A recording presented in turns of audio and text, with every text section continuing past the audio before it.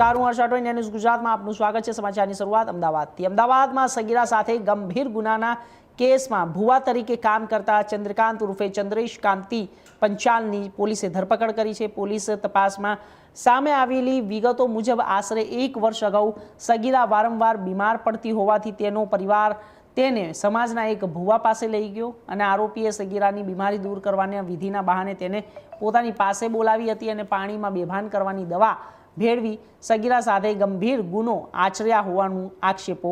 પરિવારના આર્થિક સ્થિતિ નબળી હોવાનો લાભ લઈ આરોપીએ વિધિના બહાને સગીરાને ફરીથી પોતાની પાસે બોલાવી અને આ જ પ્રકારનું કૃત્ય કર્યું હોવાનું વિગતો પોલીસ તપાસમાં સામે આવી છે।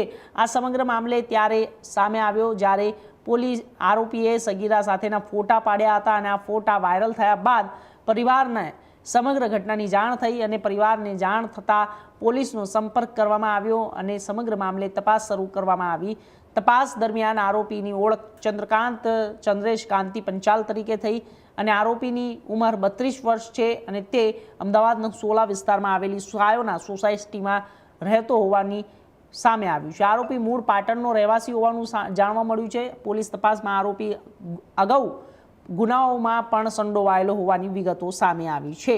આવી જ મોડસ ઓપરેન્ડિસ એટલે કે બીમારી અથવા સમસ્યાના સમાધાનના બહાને લોકોને પોતાના પાસે બોલાવી છેતરપિંડી કરતો હોવાનું પોલીસનો આક્ષેપ છે। આવી જ રીતે અલગ અલગ રીતે લોકોને નિશાન બનાવી આરોપીએ કુલ 56 લાખ રૂપિયાની છેતરપિંડી કરી હોવાનું તપાસમાં સામે આવ્યું છે।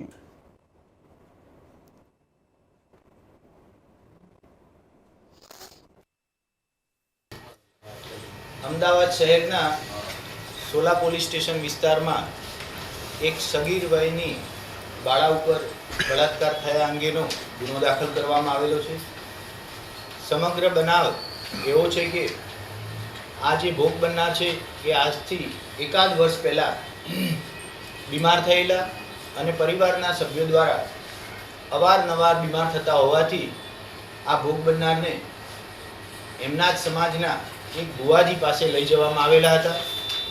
તાંત્રિક વિધિ કરવાના બહાને આ ભુવો કે જેનું નામ ચંદ્રકાંત ઉર્ફે ચંદ્રેશ કાંતિલાલ પંચાલ છે, જેની ઉંમર 32 વર્ષ છે અને અમદાવાદ શહેરના વિશ્વાસ સિટી ભાગ 2માં રહે છે। આ આરોપી ભુવો અવારનવાર ભોગ બનનારના ઘરે જતો, વિધિ કરવાના બહાને ઘરના અન્ય સભ્યોને થોડીવાર માટે બહાર બેસવું પડશે એમ કહી અને અન્ય સભ્યોને ઘરની બહાર રાખતો।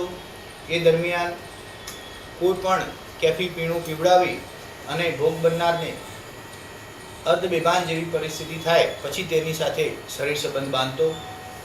આવું 2 થી 3 વાર ભોગ બનનારના ઘરે એણે શારીરિક સંબંધ બાંધેલો છે। ત્યારબાદ તેમના ઘરની આર્થિક પરિસ્થિતિ સારી ન હોવાથી બીજી વિધિ કરવા માટે આરોપી ભુવો ભોગ બનનારને પોતાના ઘરે પણ લઈ ગયેલ હતો।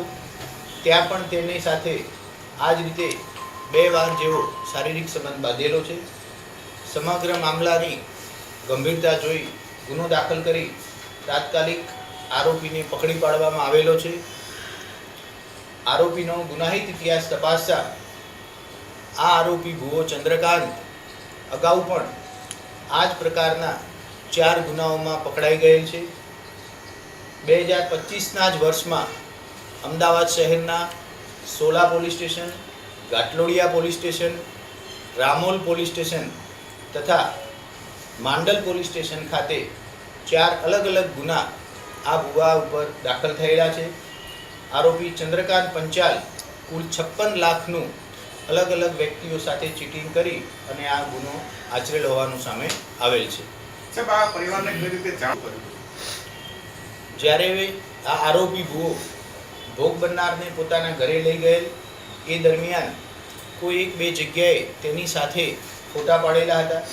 જે ફોટાઓ આ ભુવાએ પોતાની રીતે વાયરલ કરતા ભોગ બનનારના સગાવાલાએ ભોગ બનનારના પરિવારને જાણ થતાં સમગ્ર મામલો બહાર આવેલો છે અને પરિવારના સભ્યો દ્વારા પોલીસ સ્ટેશન ખાતે ફરિયાદ દાખલ કરાવેલ છે। સાહેબ, આરોપીનો બેકગ્રાઉન્ડ શું છે? કેટલું ભણેલો છે અને પરિવારમાં કોણ કોણ છે?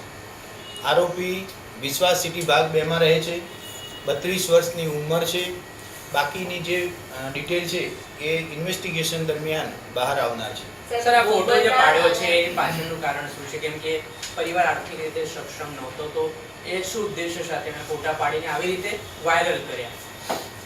આરોપી ભુવાએ ભોગ બનનાર સાથેના જે ફોટો પાડેલા છે એ પ્રાથમિક માહિતી મુજબ કોઈ બીભત્સ કે અશ્લીલ ફોટો નથી. ખાસ કરી ખુલ્લી જગ્યાએ નોર્મલ એક પતિ પત્ની જેવા એસ્ટાબ્લિશ થાય એ મુજબના ફોટા લીધેલા છે. પ્રાથમિક તપાસમાં પોલીસનું એવું માનવું છે કે ભવિષ્યમાં ભોગ બનનાર પરિવાર તરફથી કોઈ પણ પ્રકારનું એલિગેશન થાય તો તેઓને બ્લેકમેલિંગ કરવા માટે થઈ અને આ ફોટા એણે પાડેલા હોય એવું પ્રાથમિક દ્રષ્ટિએ જણાઈ આવે છે. સાહેબ, ભોગ બનનાર અને ભુવા એકબીજાના સંપર્કમાં કેવી રીતના આવ્યા, કેટલા ટાઈમથી હતા એના આ વસ્તુ? ભોગ બનનાર પરિવાર અને આરોપી ભુવાજી બંને એક જ સમાજમાંથી બિલોંગ કરે છે, એટલે વાતોવાતમાંથી કોઈની મારફતે આ ભુવાજીના સંપર્કમાં ભોગ બનનાર પરિવાર આવેલાનું જણાઈ આવેલ છે. સર, ટેકનોલોજીના યુગમાં પણ લોકો અંધશ્રદ્ધા તરફ આગળ વધી રહ્યા હોય તો લોકોને આ મેસેજ શું આપશો કે જે આ રીતે વિધિ કરાવવાના નામે કે કોઈ બીમારીના નામે ભુવાજી પાસે જતા હોય છે? સમગ્ર ગુજરાતના નાગરિકો અને અમદાવાદના નાગરિકોને આપ સૌ મીડિયાના માધ્યમથી નમ્ર નિવેદન છે કે કોઈપણ પ્રકારની પરિસ્થિતિ, બીમારી બાબતે આવા તાંત્રિક ભુવાઓનો સંપર્ક કરવો નહીં. ભુવાઓથી હંમેશા દૂર રહેવું અને સાયન્ટિફિક જે પદ્ધતિઓ છે દુઃખ દર્દ દૂર કરવા માટે થઈ તેનો સહારો લેવા માટે આપ સૌના માધ્યમથી નાગરિકોને અપીલ કરવામાં આવે છે. સાહેબ, 4 જેટલા ગુના પણ નોંધાયેલા છે અલગ અલગ પોલીસ સ્ટેશનમાં, તો કેટલી દીકરીઓ પર એવા દુષ્કર્મ આચર્યા છે જે અલગ અલગ ફરિયાદ છે એમાં? અગાઉના જે 4 ગુના દાખલ થયેલા છે એ અલગ અલગ પોલીસ સ્ટેશનમાં દાખલ થયેલા છે. એ દરમિયાન મોટાભાગે પરિસ્થિતિ સુધારવા માટે થઈ અને પોતે ભોગ બનનાર પરિવાર સાથે ચીટિંગ કરેલાના મોટાભાગના ગુના